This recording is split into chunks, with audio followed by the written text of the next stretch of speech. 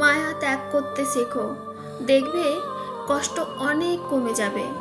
কারণ মায়া জিনিসটা নেশার চাইতেও বেশি খারাপ। যে মানুষটা কাউকে কষ্ট দিতে পারে না, সেই মানুষটাকে সবাই মিলে যত্ন করে কষ্ট দেয়।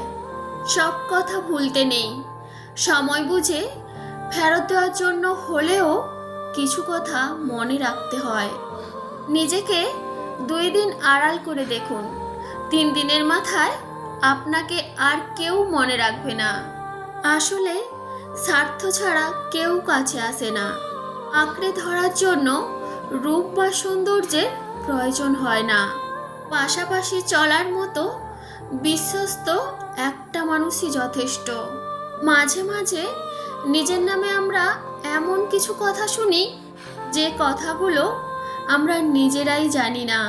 মিথ্যুক, হিংসাপরায়ণ আর মুখোশধারী মানুষদের থেকে দূরে থাকুন।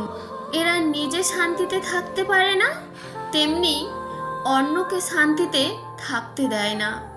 একটা কথা কি জানো তো, অন্য কারোর প্রতি অভিযোগ রাখার চেয়ে নিজেকে বদলে ফেলা অনেক ভালো।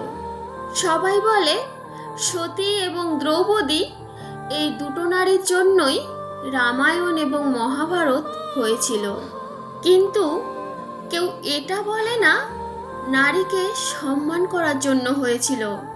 কখনো একা বসে নিজেকে প্রশ্ন করো, তুমি মারা গেলে কার কি এসে যাবে? যাদের এসে যাবে তাদের খেয়াল রেখো, আর বাকি সবাইকে ছেড়ে দাও। শত্রু তৈরি করার জন্য ঝগড়া করার প্রয়োজন নেই। আপনি জীবনে যাদের উপকার করবেন তারাই একসময় আপনার শত্রু হবে। এটা আমি আমার বাস্তব অভিজ্ঞতা থেকে বলছি। জীবনে 2 ধরনের মানুষ থাকা খুবই জরুরি। এক, কৃষ্ণের মতো, যে নিজের না লড়েও তোমার জয় নিশ্চিত করবে।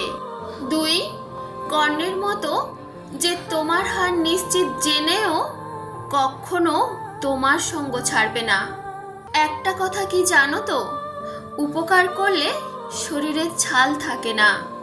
এটা অর্জুন গাছ দেখলেই বোঝা যায়।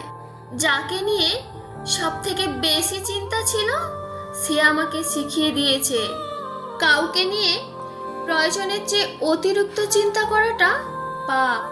কেউ কাদা ছুঁড়লে মন খারাপ করতে নেই, কারণ যার কাছে যা আছে সে সেটাই ছুঁড়বে। একটা কথা কি জানো তো, বেঁচে থাকার চেয়ে ভালো থাকাটা খুব বেশি কঠিন। ইচ্ছে করলেই বেঁচে থাকা যায়, কিন্তু ইচ্ছে করলে ভালো থাকা যায় না। আজকের ভিডিওটি তোমাদের কেমন লাগলো অবশ্যই কমেন্ট করে জানিও। ভিডিওটি ভালো লাগলে প্লিজ ভিডিওটিতে একটি লাইক করে চ্যানেলটি সাবস্ক্রাইব করে পাশে থাকবেন। সবাইকে অনেক ধন্যবাদ, অনেক অনেক ভালোবাসা।